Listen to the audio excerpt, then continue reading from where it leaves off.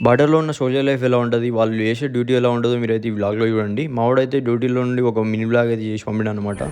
Hi friends, ఈరోజు అయితే మా డ్యూటీ ఏరియా దగ్గరికి అయితే ఒక ఉడుము వచ్చింది. ఆ ఉడుముని చూడగానే మా ఫ్రెండ్స్ అయితే అందరూ పట్టుకోమని అన్నారు.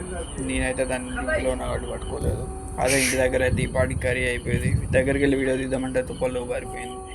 ఇక నైట్ డ్యూటీలో ఫ్రెండ్స్ మాకైతే కాలువలో రోజు చేపలు కనిపిస్తూ ఉంటాయి. ఈరోజు కూడా చేపలు కనిపిస్తాయేమో అని నేను వెళ్ళి చూస్తే షాక్ అయ్యాను నేను. దాంట్లో ఒక పెద్ద పాము ఉంది. అది పామో చేపో అర్థం కావట్లేదు. మా నాన్న అయితే కొన్ని చేపలు కూడా పాములా ఉంటాయని చెప్పేవాడు అప్పుడప్పుడు. నేనైతే దాని దగ్గరికి వెళ్ళి వీడియో తీసి చూపిస్తాను మీకు, మీరే చూడండి అది పామో చేపో. దాని హెడ్ అయితే వచ్చేసి ట్రయాంగిల్ షేప్లో ఉంది. ఒకవేళ పాము అయితే మాత్రం చాలా విషపూరితమైనది అయి ఉంటుంది. క్లోజ్లో పెడతాను, ఇంకా చూడండి.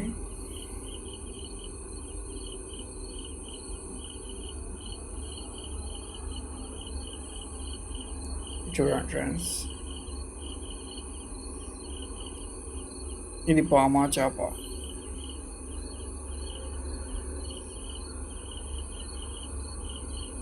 నాకైతే పాములాగే అనిపిస్తుంది, కానీ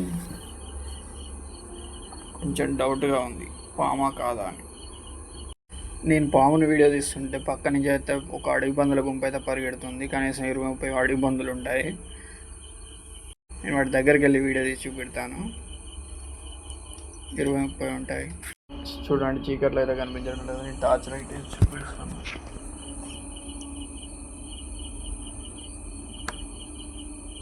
గుంపుగా అయితే నిలబడి ఉన్నాయి ఆడ. నన్ను చూసి అయితే ఒకే దగ్గర అయిపోయాయి, అన్నీ పరిగెడుతున్నాయి.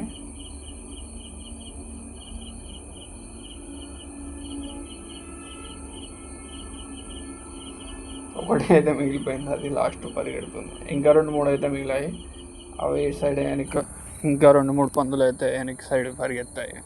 మాకు రోజు డ్యూటీలో నక్కలు, కోడళ్ళు ఇవన్నీ కనిపిస్తూ ఉంటాయి ఇక్కడ. Okay, bye friends.